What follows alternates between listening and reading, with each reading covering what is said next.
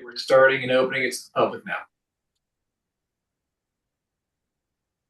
Hey, everybody. I think we have Mayor Wharton on, Councilwoman Richards, Councilwoman Gillis. I think Sharon said she was going to get on, but Vice Mayor Cody. Uh, can you see who else is on?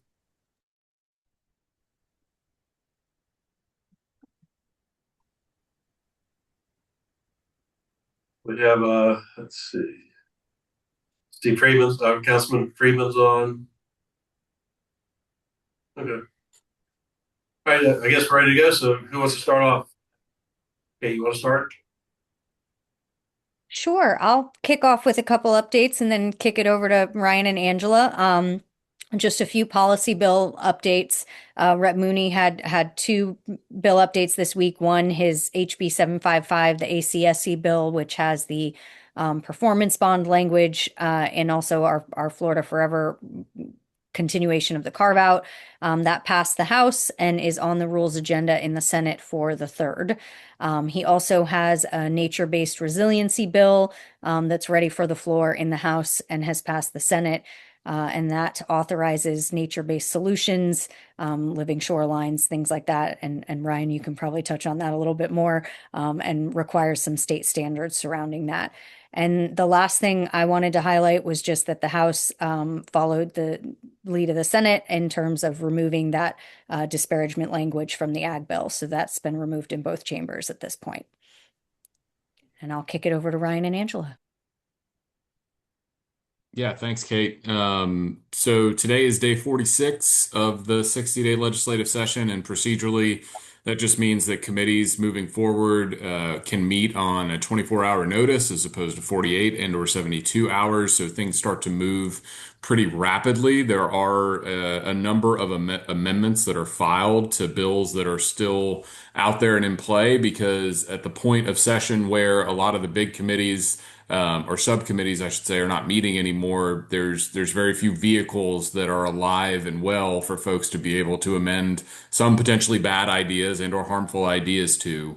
Um, One of those yesterday, actually today, was filed to House Bill 399 by Rep. Barrero, effectively saying that a local government cannot prohibit a building permit for a manufactured building on a mobile home park or an RV park.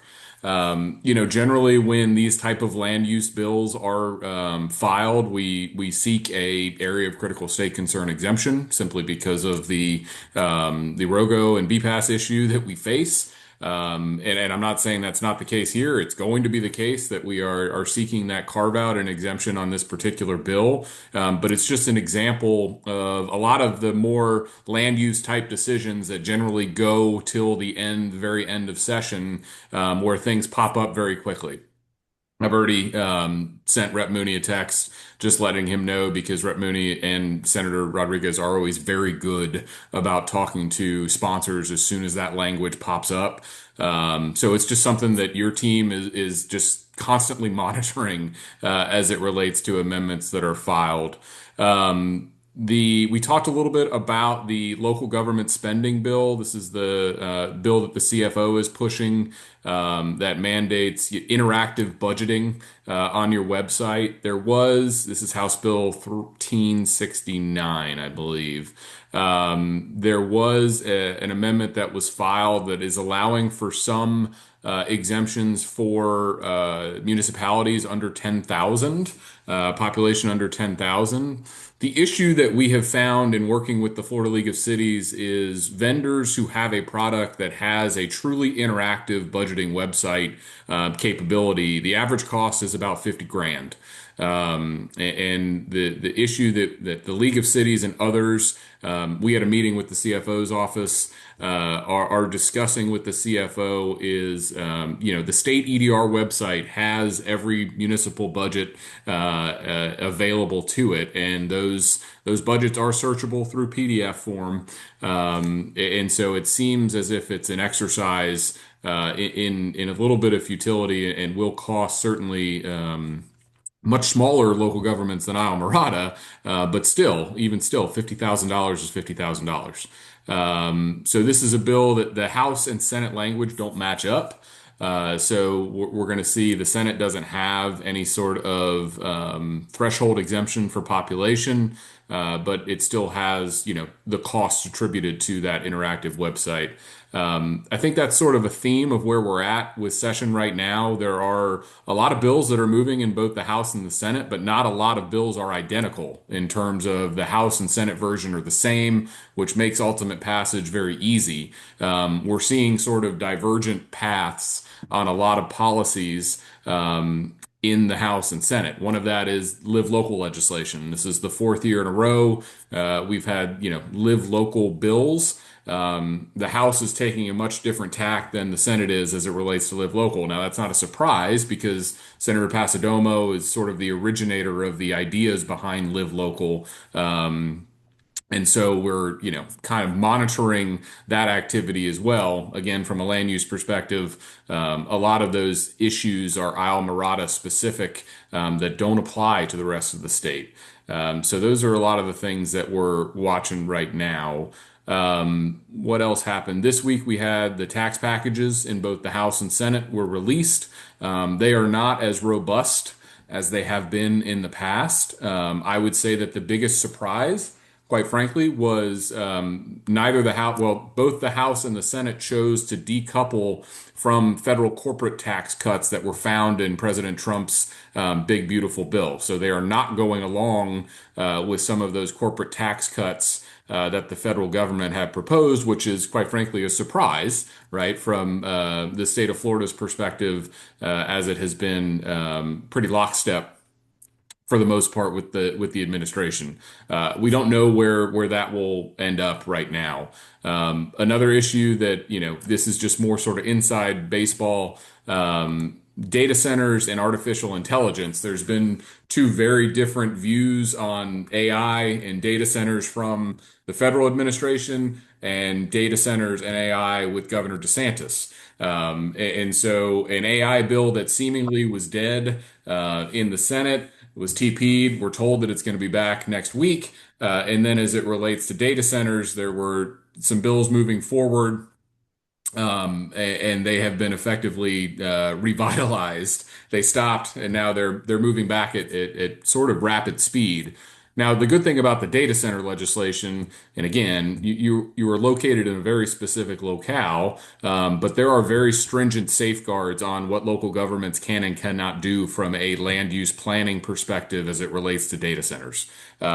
So I don't envision that being harmful to Islamorada and or the Keys, but again, from an overall perspective, it's just an interesting side note as we're kind of moving through legislative session. And I want Angela just to talk very briefly about the budget and sort of the differences in amounts that the Senate and House proposed budget are in, because it's not yet time for budget conference where our projects are going to be debated back and forth for monies coming home to Islamorada, but I'll let her talk about that. Yep. Thanks, Ryan. So the budgets this year are about $1.4 billion different. The House being lower. Last year, about this point in time, we were about $4 billion different. So they are relatively close. There was some thought that it was possible that maybe the legislature would be here this weekend working. They have gone home, meaning that there won't be any budget conference this weekend. The next step would be allocation. So the legislature will meet and decide on those high level numbers for each of their budget silos.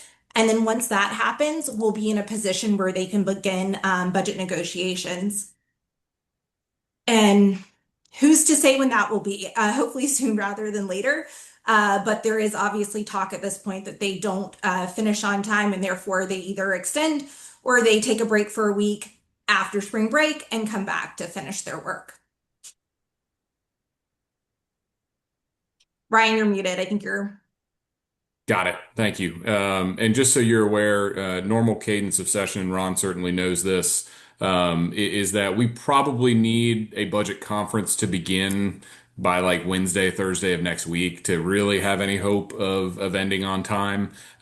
So a lot will be sort of proven in the next 4 to 5 days. Yep. And to that point, Ryan, so for them to sign and die on time on March 13th, the budgets would have to be out on the 10th. So again, we're getting closer by the day, obviously. So they could still, but it's seeming less likely by each day. And I know we've talked about it each week, going back to one policy matter. The Senate Bill 180 fix, which is Senate Bill 840 in the Senate, has passed all of its committees and is ready for the floor. The House has still not moved its bill that would be the large scale fix to Senate Bill 180 from 2025. That same mobile home bill, land use bill that I brought up earlier, House Bill 399. Representative Escamani actually just filed a strike all to that bill that would include some of those fixed Senate Bill 180 fixes into the House bill. Problem being, Representative Escamani is a Democrat in a supermajority Republican-controlled House, so I would find it very hard to believe that that amendment would be received and approved and passed. But should that happen, we will certainly let you know. And Ron, happy to answer questions from the council. I think Don had a question. Is the mayor still on? I'm here. Yeah, but I don't have any question. Not yet. Anna, did you have something? Nope, I'm good. Thank you. We have Steve Freeman. Steve, do you have anything? Just a point of clarification, if you already said it, I apologize, but was there some sort of disparagement in the budget proposals between the House and the Senate regarding any of the annual grants that we're accustomed to getting, whether it's Florida Stewardship or Florida Forever? Was there something strikes me as a little bit off there in the budget? So we've got proposed budgets, councilmen from both the House and the Senate. As it relates to key stewardship, right now that language is not the same.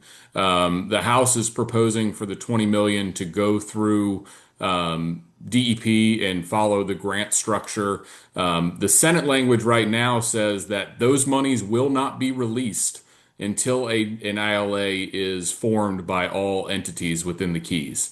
So that money would be held in abeyance until such time that an ILA was formed. So we don't know yet which chamber will win out on that specific issue, but that language is not similar or identical at this point. Thanks, Ryan. That's exactly what I was referring to. Yeah. So obviously keep us posted on that, because we don't want any other changes unless they add the words in perpetuity. So thanks for keeping on that. Absolutely. Councilwoman Gillis, did you have something? Here. Unmute. I can read lips. She said she's good. Make sure. She's the third one up. Yeah, yeah. Just unmute. Ask her to unmute. She's good. She's herself. She's good. Okay. I think we have Vice Mayor Mahoney on. Is she? Can you put her on? Oh, she's on the next screen. I think I got have mine. I think I got mine unmuted. I'm good.